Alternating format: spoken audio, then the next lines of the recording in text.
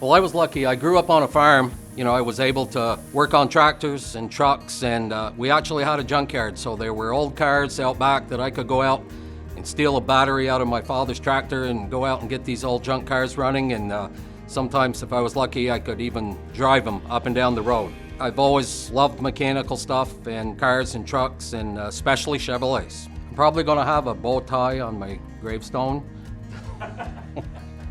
I had a customer come in a few weeks ago, and he's close to 30 years old, and we got talking, and I told him, I used to work on your great-grandfather's car. And I stopped to think, and there's a lot of 3, 4, 5 generations of families that I've seen come into this place. We're known sometimes for being the last chance garage. Our goal is to fix it right the first time. Sometimes I work on vehicles that have been to 2 or 3 other dealerships and they weren't fixed correctly, and I was able to find the problem and fix it. So that's real rewarding.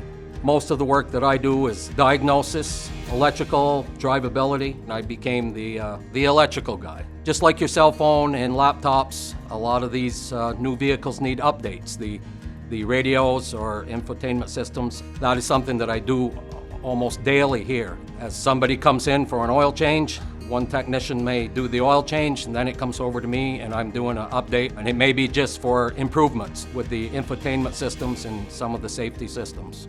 I've been here for 45 years because they treat me really good here. On my 30th anniversary, they surprised me with a Harley-Davidson motorcycle. So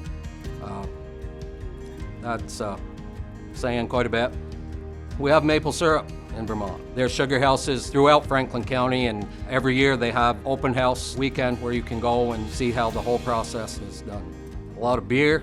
There's breweries, you know, in the Burlington area. They're all over the state. There's some close by, and there's something to do in every season. Snowmobiling, I used to be a big snowmobiler.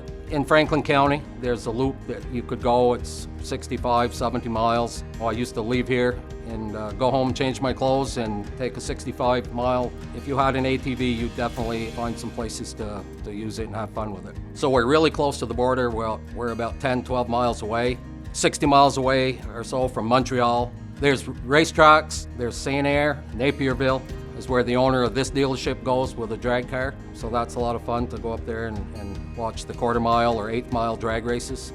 Other places are nice to visit, but I wouldn't live anywhere but in Vermont.